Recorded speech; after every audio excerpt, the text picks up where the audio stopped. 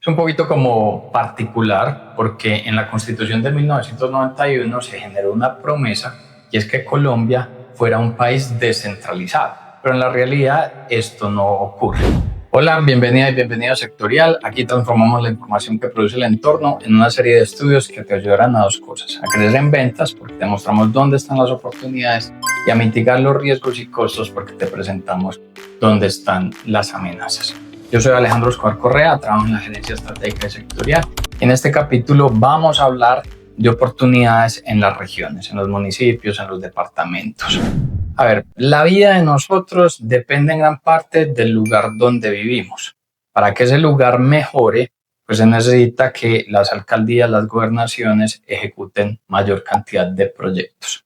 Sin embargo, tiene una gran restricción, y es porque las finanzas públicas en gran medida dependen del IVA y de la renta, que son impuestos nacionales, es decir, lo tiene el gobierno central. Y ese gobierno central pues transfiere una parte a las regiones.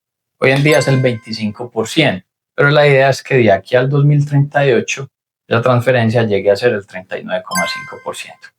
A ver, es un poquito como particular porque en la Constitución de 1991 se generó una promesa y es que Colombia fuera un país descentralizado, pero en la realidad esto no ocurre.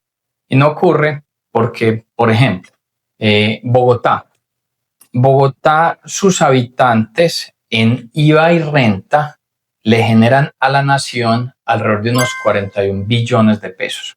Sin embargo, la nación le transfiere a Bogotá, a través de un mecanismo que se llama el Sistema General de Participaciones, algo así como unos 6 billones de pesos. Si eso ocurre en Bogotá, que es la principal ciudad del país, que puede tener algunas otras fuentes de ingresos, imagínense en un municipio muchísimo más pequeño, pues esas transferencias le puede significar el 70 al 80% de sus recursos. Toda esta situación lleva a una práctica bastante negativa, y es que uno ve constantemente alcaldes y gobernadores yendo a Bogotá a hacerle fila a los ministros, a los ministerios, para poder tratar de llevar algo de esos recursos que están en la nación para poder materializar esos proyectos en los departamentos y en los municipios. El fondo de esto es que pues, la financiación pública depende alrededor de un 80% de ese recaudo de IVA, de ese recaudo de renta, que terminan siendo pues unos impuestos del orden nacional.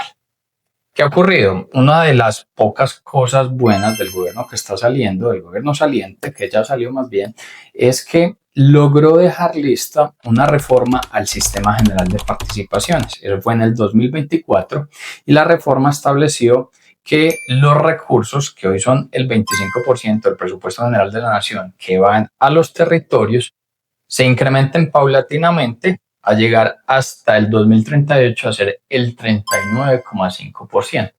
De hecho, ahí yo siento que hay coincidencia en el expresidente Gustavo Petro y el nuevo presidente Abelardo de la Espriella, porque los dos tienen una visión de un país descentralizado.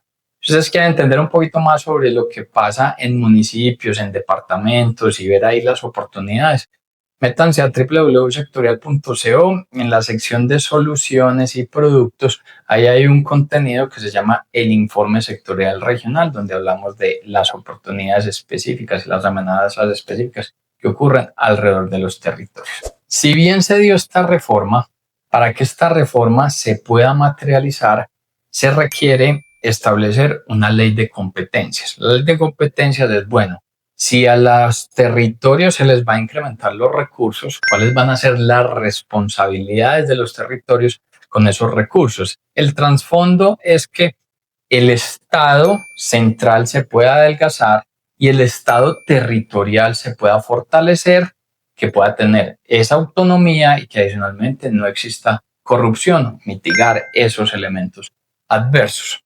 Entonces, eso que es la ley de competencias, el gobierno saliente dejó radicado el proyecto.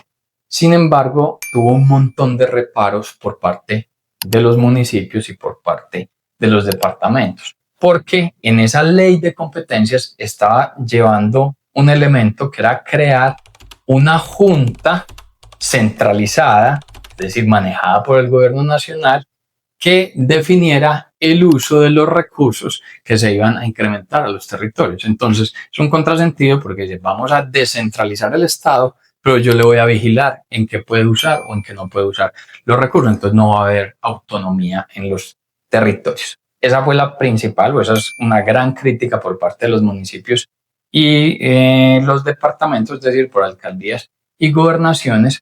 Y adicionalmente, en esa ley de competencias, cuando uno miraba un capítulo como el de la salud que hoy tiene una financiación desde ese sistema general de participaciones, es decir, que depende de una parte de los territorios, una parte de esos recursos se destina a la financiación del régimen subsidiado.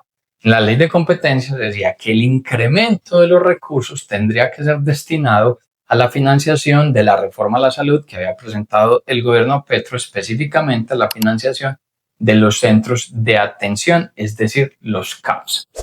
A ver, hoy en día, esos recursos que transfiere el gobierno nacional a los entes territoriales, un poco más de la mitad se destina por parte de alcaldías y gobernaciones al tema de educación, más o menos un 20% va a salud, alrededor de un 5% va a saneamiento, elementos de agua potable, algo de un 4% va a pagar las pensiones de los entes territoriales. Entonces, con esa ley de competencias que se presentó por parte del gobierno Petro, que no ha terminado de ser debatido, el gobierno nuevo, en cabeza de Abelardo de la Espriella, y luego en palabras del ministro de Interior Lara, dijo que esa ley de competencias la van a sacar porque no promueve la real autonomía de las regiones y van a crear una nueva ley de competencias que ayude a eso y que sea consensuada pues con las mismas alcaldías, con esas gobernaciones para poder materializar la real descentralización del país. Si ustedes quieren entender toda la profundidad que hay en elementos asociados a regiones, a departamentos y a sectores, los invito a que se mantengan conectados con www.sectorial.co. Miren nuestras diversas redes sociales, ahí compartimos contenido exclusivo y nos escuchamos, nos vemos en el próximo capítulo el próximo viernes.